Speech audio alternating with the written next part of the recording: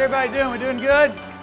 Awesome. Listen, I am thrilled to be here because really, I was calculating it up 33 years ago, right here at what we call the Poultry Show, is where it all began for me in this great industry. And let me start off by saying this, because I as I talk to folks, I hear a lot of people a lot of the time who think that a CEO is born with some specific gene that gives them some leadership ability that's super normal or whatever, or there's maybe I was born with a silver spoon in my mouth and that's how things happen. Let me tell you something. There is nothing special about Donnie Smith. I grew up a quarter of a mile down Wilson Pike off Highway 96, just south of Franklin. Little skinny kid, went to Trinity Elementary School. My dad said, I call it ADD today. They called it BAD. And so he said I needed structure. So they put me in a private all-boys school in Franklin, Battleground Academy. And from there I went to University of Tennessee as a pre-vet major. How many of you are pre-vet majors? Or were pre-vet majors? Yeah. Generally speaking, about 30% of the room. Let me tell you something. How many of you are veterinarians? Okay, good, because I just like to know how few people I'm offending. I am so glad I'm not a veterinarian. It is okay if you were a pre-vet major and you're not today. It's okay. We'll talk about that a little bit later. But so I went to Tennessee, started off as a pre-vet major. About 2.5 years into that deal, my fraternity advisor, who was also my school advisor, I went to Dr. Goen and said, "So, Dr. Goen, got about a 3.2, 3.1, probably not going to get in vet school, am I?" He said, "Nope, not a chance." I said, "So we need a plan." He said, "Yep, and you need one quick." And I had been, now don't take any offense, I had been using the Poultry Science Club to pad my resume, because what I was trying to do is I knew I didn't have the grades, so I thought if I had a 5-page resume and they knew I was real active on campus and all that it would, but it wouldn't have had. So what we decided to do was, he said, "Hey, there's this little company." Now remember, this is 1979, 80. There's this little company called Tyson Foods. They're kind of a up-and-comer, we think, in the chicken industry. They've got a complex in Shelbyville, Tennessee, which is about an hour from where you grew up. And I think you've got a reasonably good chance into tricking them into hiring you. And I thought, well, let's give that a shot, because the vet school thing sure ain't working out. So I came here, which would have been probably January of 1980. And I didn't do like you and go to all these seminars and all that stuff. But I was here, and I got to interview with a guy named James Irwin. And sure enough, I caught him in a weak moment, and I tricked him into hiring me.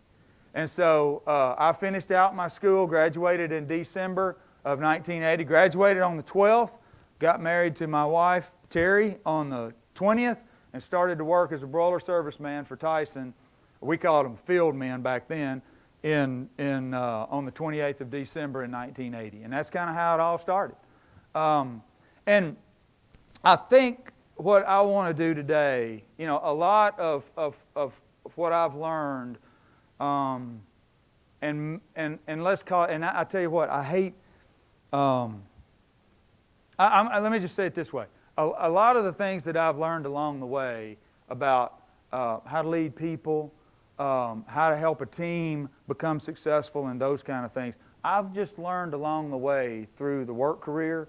So what I want to do is I want to share with you just a few things that I've learned along the way. Then I want to kind of change courses a little bit and talk about the future and how important what we do and what you will be doing is to the future of our world. Sound good? Okay, let's get started. So, along the way, there's really two big principles that I've learned that have become sort of the foundation of everything I believe about leading people. One is People don't care what you know till they know that you care. And we're going to talk about that in a little bit more detail as we go. And the second one is you need to learn to influence beyond your span of control. And I'm going to unpack both of these here in a little bit. I get asked a lot, so what are you looking for in a student? I really don't like that question, because for us, it's not a what we're looking for, it's a who we're looking for. And so if you take these two principles and we're going to unpack them through what we call the 10 that win. So what we've done at Tyson is we've kind of decided what are the leadership characteristics, most of which are talking about character, but what are the leadership characteristics that we're looking for in students, the kind of student that can come into our business and make a difference for years and years to come. So let's kind of go through, if you will, this formula. It's 5 I's, 3 R's, DQ, and SL. And if at the end, if you can think of either an I or an R for the DQ and SL, because that's a little clumsy there at the end, I'm all ears. I just hadn't figured one out yet. Okay? So let's unpack this a little bit. The first one is integrity. People that work for our company are entrusted with 2 things: people or assets. Both of them are really important. And so it's important for us that we have people that we can trust. Trust, you read 5 Factors by Patrick Lencioni, lots of books will tell you. Stephen Covey wrote a book, Business Moves at the Speed of Trust was the title of his book. Trust is foundational to running a good business. And integrity is foundational to building trust. So it's the first thing we look for. There's 4 things as we unpack that. Number 1, are you faithful? In other words, do you do what you say you're going to do? Right here is our cultural tenets. We also have, if you go on our website, we have our core values. And our core values really talk about what we believe. And we strive to be an honorable company. We strive to be a faith-friendly environment. We strive to take care of the land, animals, environment entrusted to us. These are the things that we believe. But the cultural tenets, that's how we behave. And we don't always behave like we believe. All right, we're going to take a quick test. You with me? Okay. How many of you believe, now remember, some of you are going to get interviewed tomorrow, and integrity is important. So just, okay? This could qualify as an IQ test. How many of you believe you should be law-abiding citizens? Thank God you're ready. Okay. Now, how many of you only drive 70 miles an hour on the interstate? Okay, there's 2 people. I'm not sure they're telling the truth. The rest of you have proven you're hypocrites. Right? No. So we don't always behave like we believe, right? We all believe we ought to be law-abiding citizens, but I have a cultural tenet that says, is there any policemen in here? I have a cultural tenet that says it's fine to do about 75 to 77 on the interstate. Now, when you get in town, you need to do the speed limit. But my cultural tenet is 77 on long trips, you pick up some time. Okay? Now, but one of our cultural tenets has to do with this integrity piece, which is do what you say you're going to do. Are you faithful? If you say you're going to do something, are you going to do it? Because in our business, we got to trust you. Because listen, there's 115,000 of us. We can't be watching everybody. So we got to know that we've got leaders in place that we can trust, that understand what we're trying to do, and will get that done every day. Another thing, as we unpack this, is attitude. Chuck Swindoll, famous preacher, said, life is about 10% of what happens to you and about 90% of how you handle it. We need people that have a great attitude. We're going to talk about resilience here in a little bit. But in our business, stuff just happens. You will find this hard to believe. I know. But there are people that don't believe that people should eat meat. That's hard to believe. Frankly, I'll be a vegetarian when bacon grows on trees. Hey, listen, I respect their choice, right? Fine. But there are people, it don't matter what we do, there's going to be people that are against us. And we got to have a good attitude about that, and we got to be able to go on and do our business and take care of people and feed the world. Okay? That kind of makes sense? So next is be authentic. Are you the kind of person that would be the same way in front of the CEO as you would be to the housekeeping staff? Are you authentic? Are you just who you are? Are you who you are all the time? There's not a CEO Donnie and a work Donnie and a church Donnie and a out playing around Donnie. There's just a Donnie. And I'm just Donnie everywhere I go, good or bad, right? Authentic. And then finally, on this one, is being honest. Now, second word is intelligence. There are a lot of people you'll find that are intimidated to hire people that are smarter than they are. Because they get worried about, if they're smart, then I might not get promoted. They might get promoted around me, whatever the case may be, right? Listen, if you're going to win races, you got to have thoroughbreds. I want a stable full of them. Feed them well, water them, turn them loose, and let them run the business, right? That's what it's about. And some simple principles: smart people do smart stuff, average people do average stuff, and dumb people do dumb stuff, right? So if I get a choice, and we get a choice in venues like this, we're going to hire really smart people because they figure out really smart stuff to do to make our business better. Okay? Now, one other thing. Nobody is good at everything, and self-awareness is a very important part of intelligence. A lot of people would call that emotional intelligence. I know what I'm not good at. I'm not a great strategic thinker. I'm just not. Now, as a CEO, a big part of my job is strategy. But I'm not so good at it. So what I do is I get Hal Carper, who has a tremendous strategic mind, to come alongside and to help facilitate strategy development in our company. Because I'm responsible to make sure it gets done, but I can't do everything, and I don't have to do everything. I just have to make sure everything gets done. Right? So being self-aware and knowing what you're good at and knowing what you're not good at, that's important. Okay, so the third I, interpersonal skills. Let me say it this way. I don't do anything. That's a great job. I mean, you think about it. I don't make product. I don't sell product. I don't collect cash. I don't load trucks. I don't drive trucks. I don't collect eggs. I don't take chicks out to the farm. I don't do anything. But I don't get paid for what I do. I get paid for what I get done. And everything I get done through people. It is so important to learn interpersonal skills. And that's a big part of what your college experience is all about. Being involved in clubs, coming to places like this, and being able to develop those interpersonal skills. I think of four things. Number one, do you develop people? Do you empower people? Like we mentioned before, can you influence beyond your span of control? And what's my fourth one?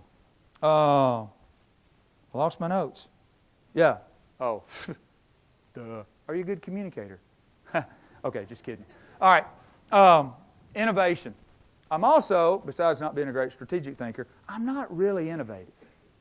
Again, but I have to make sure that we are a very innovative company. And you'll see a lot of people around here in khaki. Those are the really great innovative people. So here's what we have to do in our culture. Let me ask you a question. What is the number one thing that would keep a person from saying, hey, I got an idea. Let's try to do this. What's the number one thing? I heard it out there. Fear. The fear of failure. What if it don't work out? I'm going to look stupid, whatever, right? What we have to do is we have to drive fear out of our company. Every group that I get in front of, I will tell them something like this. Listen, you have my permission to fail. Now, you don't have my permission to fail to execute. What does that mean? Well, it means you can goof up, but you can't goof off. You can screw up, but you can't screw around. See what I'm saying? We've got to be able to have great innovative thought. And when we talk about strategy in a minute, you'll see that come back up. Inspiration. Boy, very, very hard to define. There's a phrase that says, know your stuff, but realize it's passion that persuades. People follow passion. People follow influence. People follow enthusiasm. It's important to people. So let me ask you this. Think real quick. Think of somebody that influences you and inspires you. Get that name. Who is that? Right? Now, how do they do that? What is it about that person that influences you? What is it about that person that inspires you? Go do that. That's how you become inspirational. Okay? Real quick, we're going to move on. Resilience. Like I said before, this is a tough business. And sometimes things go bump in the night. Things happen. Machinery breaks. You know, our company has over $4 billion in assets, and sometimes stuff breaks. And when it does, we've got disappointed customers, and we've got to react quickly. But listen, you got to realize that in the real world, that kind of stuff just happens. And so you got to be able to take, you know, I'll say it this way, you got to be able to take a punch and get right back up and get right back in the game. You know what I'm saying? And then the next one's relationships. This is different than interpersonal skills. Here's what I mean by that. Poultry businesses are integrated. Everything's connected. If you go to the plant and they're not running well, it may be because the birds came in. You may have had some wing damage in the catching crew, or something. By the way, down the plant, something may have been set, and you may be picking too tight, and you may be breaking some wings somewhere else. And so some poor guy down here in the wing line's going, "Well, I can't. I got 4% broken wings today." Right? Well, everything is connected in what we do. And it's important for you to build relationships through the companies that you go to work for so that you understand how what you do impacts these people and how it impacts these people. Does that make sense? And so being able to build that network within the company that you go to work for, that is so important. Okay, that's what I mean by relationships. And results. Listen, leaders get results, period. Okay? And it is so important that we understand we got to get results. But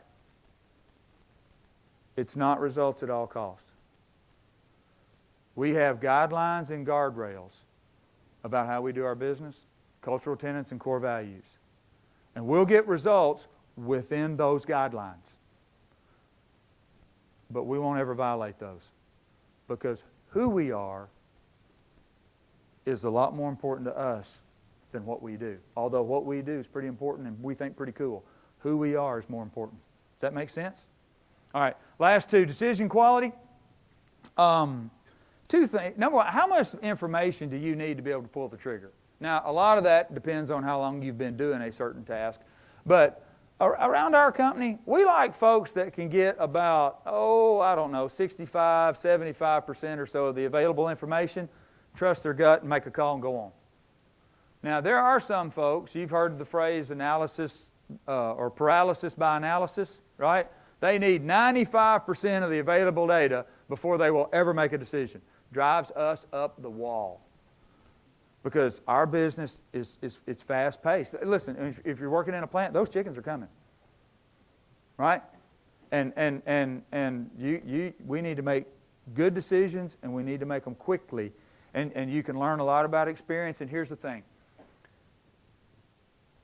Humility has a huge impact on decision quality. Are you humble enough to just ask somebody else for some help? That is so important to us.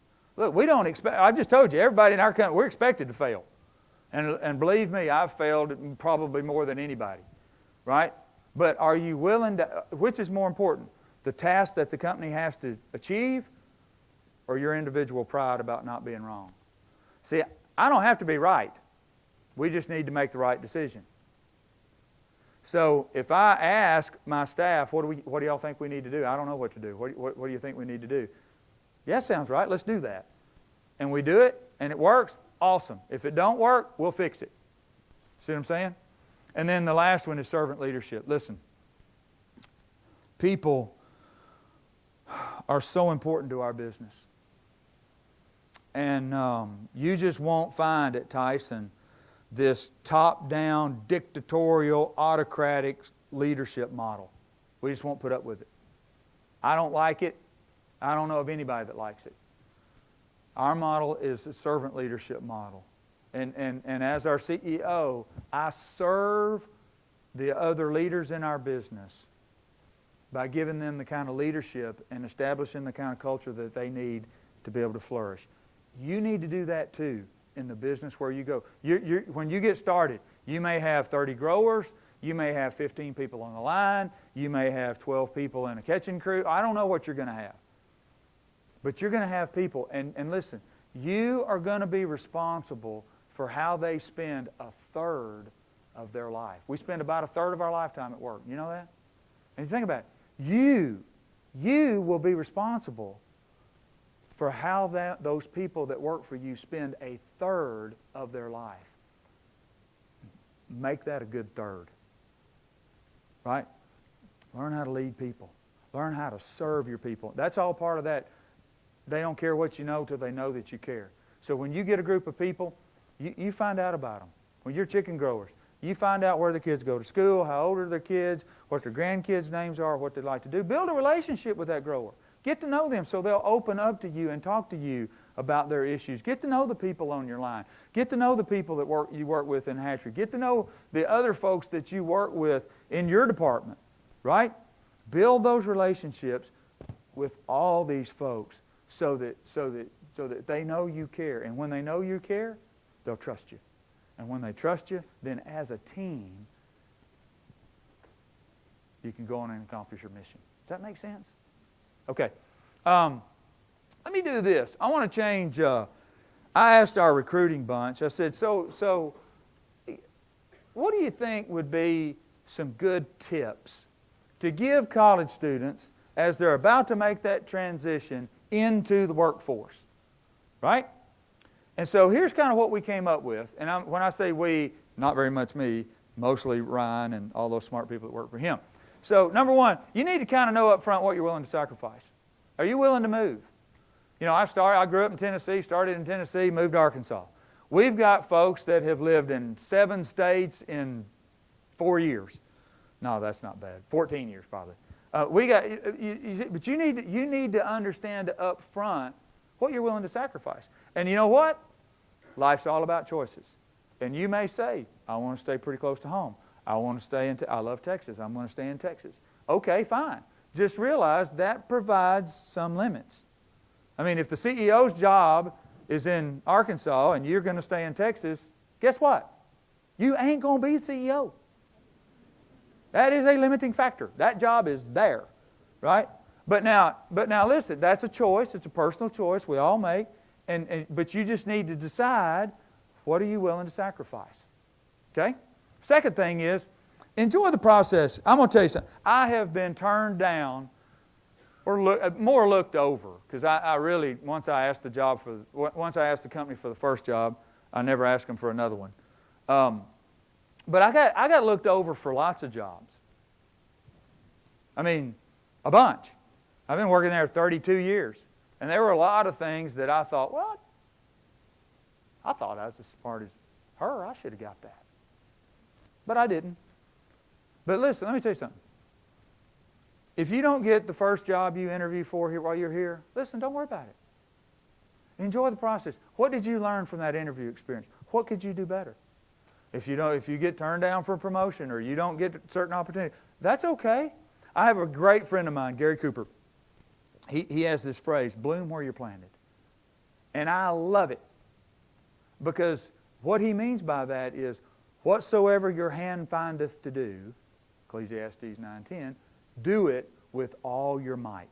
Whatever job you get, if you're going to be a broiler service tech, if you're going to be a plant supervisor, if you're going to be over the debone line, if you're going to work in the hatchery, if you're going to work in the feed mill, wherever you go to work, resolve that you're going to be the best supervisor that business has ever had. And enjoy the process. Learn from it. Learn from others. Ask 1,000 questions. When Don Tyson was alive, he gave me a Lalique crystal squirrel. So I thought, man, I'm a little squirrely. What's the deal here? I don't know. But no, and the reason for it, he said, number one, you scurry around all over the place. And you just pick up nuggets of information, nuts, if you will, and you bring them back to the department and you figure out how to make things better, how to do stuff, right? And you know what? I thought about that several times since then. I mean, you don't always get a crystal squirrel from the current CEO, but you know, I thought about that, and I thought, you know what? It's been important to, in terms of that intelligence, to learn, never stop learning. Okay? We got to pick up the pace here a little bit. Find a mentor. You do not have to learn everything by experience. Ask somebody that's already screwed up a lot and find out what they screwed up, and then don't do that. You don't have to learn everything by experience. Experience is not the best teacher. It is a teacher, but it's not the best one. Sometimes experience hurts. Okay? So get a mentor and learn from them and some of their mistakes, and don't make those mistakes. And then, by the way, you will be a mentor, and you'll screw up in different ways than your mentor did, and your mentee can learn from your mistakes. The next one is don't ever think you've made it. This is a small industry. I walked around the floor today, and you know, I talked to several friends that I used to work with at Tyson, and it's great. You know, they've gone on to work for the other companies, and they're doing great. It's just good to have friends. I got friends all over this industry, right? It's a small world.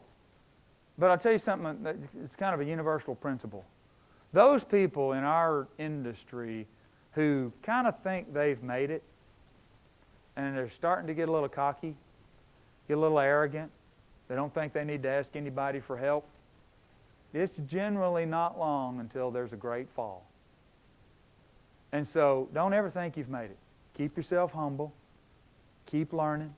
Keep working hard. Keep trying to help your company do the best it can do. And you'll end up in a good place. And then finally, do not be afraid to take risks. Part of that innovation thing. Don't worry about making a mistake. Don't be afraid to take a risk. Listen, I tell you what, we're going to talk about how a lot of this takes shape in terms of feeding the world. I'm going to take a little bit of a detour here. Most of what I learned by working with our business and having great mentors within our business. And so just kind of to frame things up a little bit, 115,000 people work for our business, 400 plus offices around the world. We operate in 130 countries, $33 billion company. So it's a big business, and there's lots and lots of opportunity inside that business. As we go to market, you know, when you think Tyson, first word that comes to your mind, chicken. Actually, beef is our number one segment in sales. About 40% of our sales is beef, 34% is chicken, 16% is pork, and 10% is prepared foods, which is really cool. We are the largest pizza topping manufacturer in the country. I bet you didn't know that. We also make pizza crusts. We're the second largest tortilla manufacturer in the country. That's lots of soups and sausages. If you go to, I better watch who I name. If you go to Applebee's, tomato basil soup, which is phenomenal, by the way. We make that.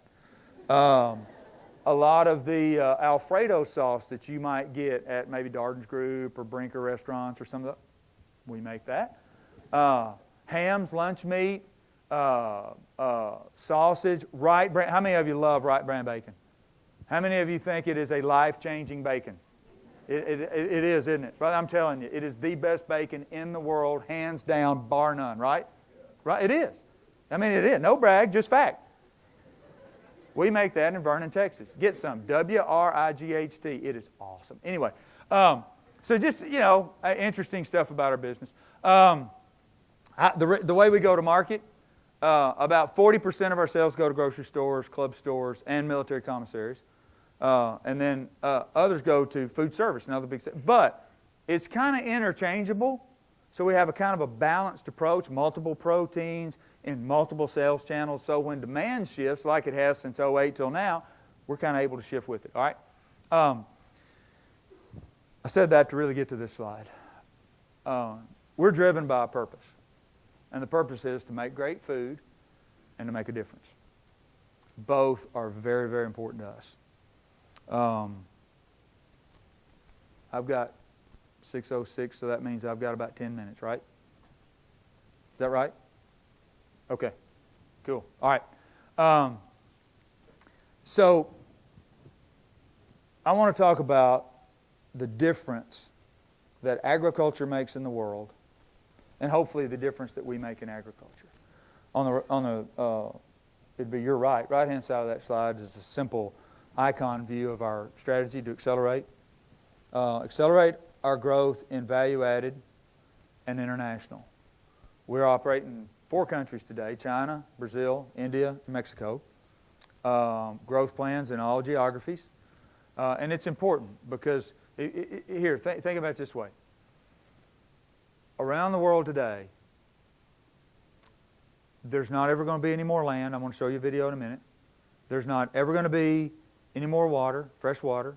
We have what we have. I'm going to show you a great video by the Center for Food Integrity in a second about that. So the protein in my mind that's going to grow is the one that's the most efficient converter of natural resources and raw materials, primarily corn and soybean, into meat.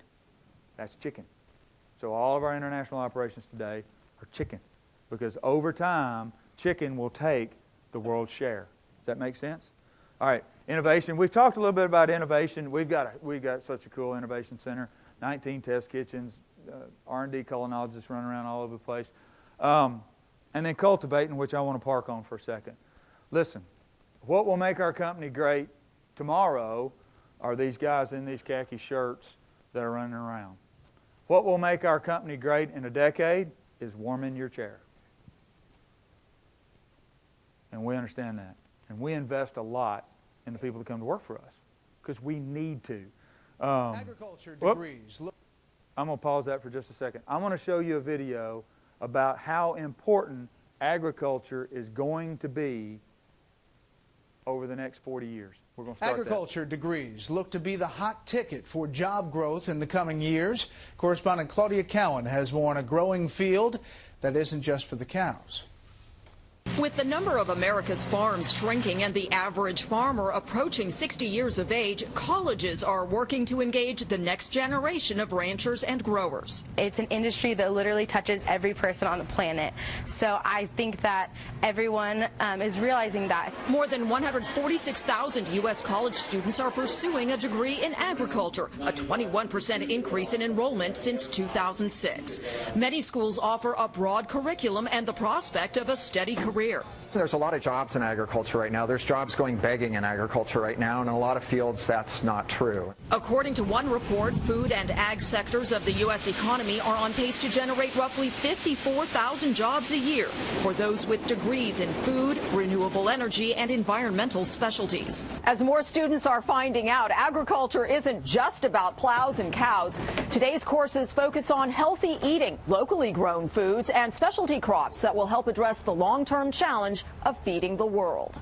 Schools with working farms like UC Davis offer classes in ranch management, animal science, farm law, and more. 21-year-old Adrian Bradley says an ag degree means good pay, even for entry-level jobs. In fact, my best friend just started out at $48,000 a year as a graduate in agricultural communications and ag business. Experts predict that by 2050, the world's population will exceed 9 billion people, a sobering projection that calls for boosting global food production by 70%. Agriculture leaders say today's current crop of ag students are driven by that challenge. In Davis, California, Claudia Cowan, Fox News. It's a great opportunity.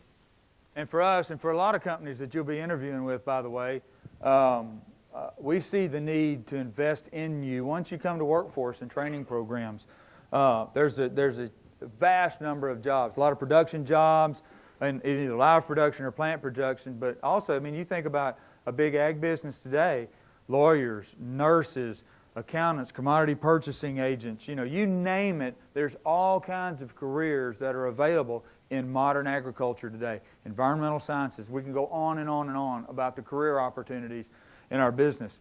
We have a program we call 3D. You may hear about it a little bit when you talk to our folks. And really, it's a pretty intense course where this is part of the discover phase, which is the first D, discover. And then the second one is develop. We actually create a boot camp, a 9-week boot camp where you go and you learn everything there is to learn about broiler production. And it is a detailed, but when you walk out of there, you pretty much know all the way from live production all the way through further processing how we do our business and what's important to us and the measured key performance indicators and those kinds of things. And there's always lots of opportunity in our company and in our industry for advancement. That's important. So why is all that important? Well, today the world's about 7 billion people. By 2050, the world's going to be about 9 billion people. So in about 40 years, we've got to produce twice as much food. Now, interesting to note, of those 7 billion people today, 925 million of them are food insecure, malnourished. So we're not doing such a great job. If 14% of the world's population is malnourished today, we're not doing such a great job today. And in a mere 40 years, listen, think about this. 33 years ago, I was sitting where you are. If I get a chance and everything, well, maybe I'm lucky, whatever.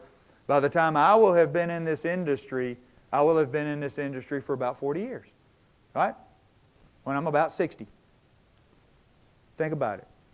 By the time you're ready to retire, the world will have to produce twice as much food as it's producing today to feed the world.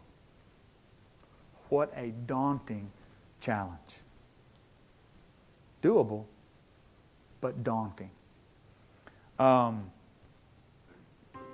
Watch this. Imagine that this apple is the earth.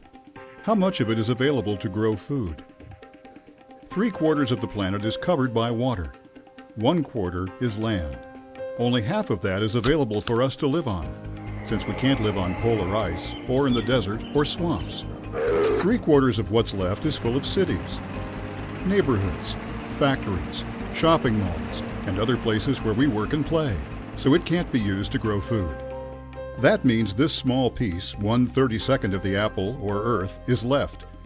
And of that, only the topsoil, less than 5 feet deep, can be used to grow food.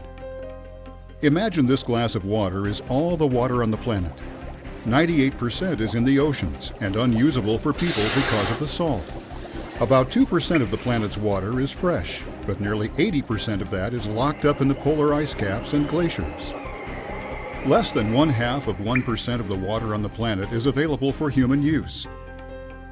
And today, roughly 70% of that is used for irrigation to grow food.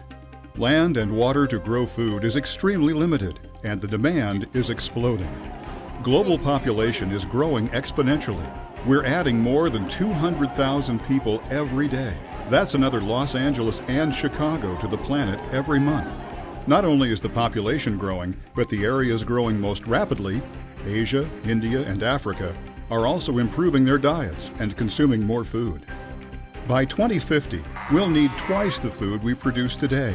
And by the end of the century, we need to produce more food than we've grown in the last 10,000 years combined. Growing food has more impact on the environment than any other human activity. And according to the World Wildlife Fund, we need to produce twice the number of calories on the land already being farmed if we want to protect our ecosystems and biodiversity. That means twice the amount of food from every parcel of soil and every drop of water. Twice the amount of food from the top 5 feet of 1/32 of the land and less than 0.5% of the water on Earth. How can we make that happen? What's the right choice for people, animals, and the planet? Learn more. Join the conversation. Number 7, anticipate, embrace, and thrive on change. We have a daunting task before us. And I am tickled to death to see a room full of very intelligent, energetic people that are willing to jump on board and help us feed the world. We're a little bit unique. Did you realize some of that stuff? Right? You probably learned that in school. But I'll tell you, most people, we're a couple generations off the farm now. as I travel around the country, I can go to cities, maybe St. Louis, Dallas, Oak City, Kansas City, whatever. You go to inner city schools, and I'm not talking about resource kids. I'm talking about high school sophomores and juniors that are average or better. They have no idea that a ham sandwich is a pork product.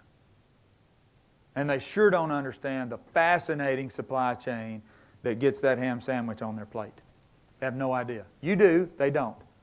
That is a huge issue for us. It's one of the things that keeps me up at night as a CEO. You think about it. Most of the congressmen who are in Congress today, 40, 50 years old. So they're 20 years or so, whatever, out of college, right? Reasonable to assume. So they were the tail end of that generation that really did probably understand where food came from. But today, I'm telling you, folks don't know. Check around your campus. You go to wherever, Humanities Building, you go wherever, and you start asking people what they know about agriculture, you'll be shocked at how much people don't know. And you think about it, fast forward 20 years, they're going to be making our laws. Wow. I'm so glad to see you here and to see you want to join with us in this daunting task of feeding the world. Because today, you have the great fortune of living in a country where your parents only spend about 6% of their food on money, 6% of their income on food at home. Probably no more than 11 or 12% on all food eaten in the home or out of the home.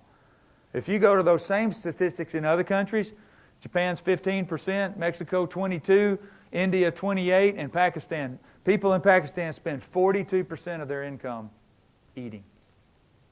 We're lucky. We're very fortunate to live in this great country. And we need to use our ingenuity to be able to help feed the rest of this world. Borlaug said it right. The world has the technology to feed on a sustainable basis 10 billion people. The question is whether farmers and ranchers are going to be able to use that technology. I want to close with this. Our company, we're trying to make the world a better place by making great food and making a difference. You will talk to a lot of companies over the next couple of days that are trying to make the world a better place by making food and making a difference, okay? But I want you to think about this. There are lots of ways to do that. It's important to us. I hope you've grasped it's important to us as who we are as to what we do. And I am so grateful for the thousands of customers that pay us American dollars and Brazilian real and other currencies for our food. I am so grateful for them. But there's also a lot of people around us that they can't do that. And I'm so proud of these folks in khaki who, over the last decade or so, have given 90 million pounds of protein to food banks all over the country. 18 million pounds just in the last 2 years. Hunger relief is a huge part of what we do. And you know what? Disaster relief is a big part of what we do. We had, 40-something people up in Hurricane Sandy in Jersey and Staten Island. It's important to do that, right? And it's also kind of cool when you think about the world. We've come alongside a group called Icararo Farms. By the way, you can go to a website, oneegg.org, and you can learn a lot about what's going on. But I just want to tell you just this quick story about how important your industry is to the world. So in Rwanda, there's about 11 million people living in a state about 20% the size of Arkansas. Okay? Lots of malnourished children. And so there's a guy named Tom Phillips who has gone into Rwanda and he's built a breeder farm, egg layers. Okay? And so what they do is you go to oneegg.org, you donate $5, and that feeds a kid for a month. And the money goes to the Anglican Diocese. Anglican Diocese buys an egg from Icararo Farms, and they give children in preschools 1 egg a day. 6-7 grams of protein. Y'all probably know better than I do, but somewhere around that neighborhood is how much protein there is in an egg. So we measure these students. I say because I'm trying to help. We measure these kids. We measure their long bone, height, weight, and some other stuff in preschool. And so listen to this. Listen how important what we do is. We're now through the first couple of years. These kids have gone into first grade. The kids that got the 1 egg a day are 140% of the size of the kids who did not. 1 egg a day. And they're all performing at the very top of their class. Just that little bit of protein to get in their diet to help their development. Listen, what we do really does make a difference. It makes a difference here, and it makes a difference around the world. And we're going to have to make a bigger difference around the world because the population centers are growing there very rapidly. I'm tickled to death that you have chosen to be a part of making that difference. And over the next 40 years, which is probably going to be the span of your career, you're going to have to be innovative. You're going to have to be courageous. You're going to have to be the folks that teach us how to grow twice as much food on this planet as we're growing today. And I'm all in, and I'm going to help you all I can. Thank you for your time.